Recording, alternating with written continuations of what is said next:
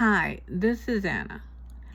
I went on my first date when I was, well, let's just say 65 plus, and I was more nervous than I was at 16.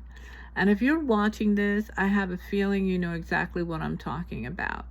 Whether you've lost a spouse, or gone through a divorce, or just spent years putting yourself last, dating at 65 plus is a whole different world than it was when you were young.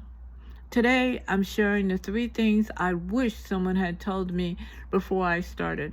And the third one, it completely changed how I think about love at this stage of my life. So please stay with me. I'm Anna. I'm from Retired Inspired LLC, and I'm also from Anna Having Her Say Unfiltered Again. I spent decades raising a family, building a career, and being everything to everyone else. And when I suddenly found myself single, well, at 65 plus, I had no idea where to even begin. I made mistakes, I felt embarrassed, I almost gave up, but I also found something I didn't expect, and I want to share it with you. Number one, you're not starting over, you are starting from experience. The first thing I wish someone had told me is to stop thinking of yourself as a beginner. When you're young, we date to figure out who we are. We're guessing, we're learning, we're making a lot of painful mistakes because we don't know ourselves yet. But you have decades of self-knowledge. You know what matters to you, you know what you don't want to tolerate, and you know how you want to be treated. That is not a disadvantage. That's a superpower. The problem is most of us were never told that. We walked into dating feeling behind, feeling like we missed our chance, feeling like the best years were over. They're not. The most confident daters I've ever met are people over 65 because they stopped trying to impress everyone and started simply being honest. And honesty is incredibly attractive. Number two, loneliness is not a good reason to rush, but it is a signal worth listening to. The second thing I wish I knew, that there's a difference between being lonely and being ready. When I first started thinking about dating again, I was lonely, really lonely. And loneliness makes you want to fill the gap fast. You can end up saying yes to people who aren't right for you, moving faster than you're comfortable, or mistaking attention for connection. I've seen so many people, wonderful people, get hurt because they were dating from a place of emptiness rather than wholeness. Here's the reframe that helped me. Loneliness is a signal, not an emergency. It's your heart telling you connections matter. That's healthy. That's human. But the goal isn't to escape loneliness as fast as possible. The goal is to build a life you genuinely enjoy and then invite someone into it.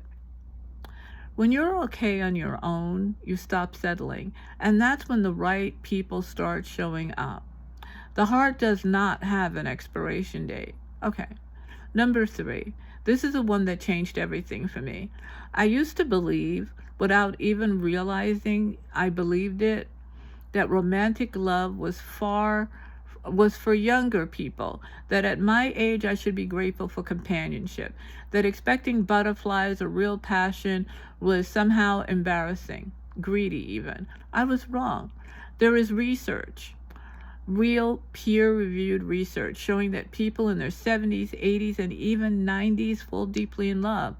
Not the desperate, anxious love of youth, but something richer, more conscious, more chosen. One woman I know met her person at 78. She told me it was the best relationship of her entire life, not in spite of her age, but because of it, because she finally knew who she was, exactly who she was, and exactly what she deserved. You are allowed to want that. You're allowed to want something special, someone who makes you laugh until you cry, someone who holds your hand at dinner, and someone who texts you good morning just because. Don't let anyone, including that quiet voice in your head, tell you that ship has sailed. So those are the three things I wished I'd known. And honestly, they're just the beginning.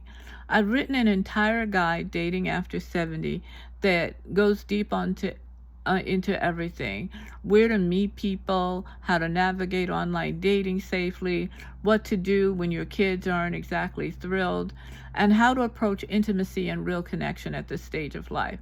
The link to get it will be on Amazon soon. I promise to post it in the next video. It's the book I needed and couldn't find, so I wrote it myself.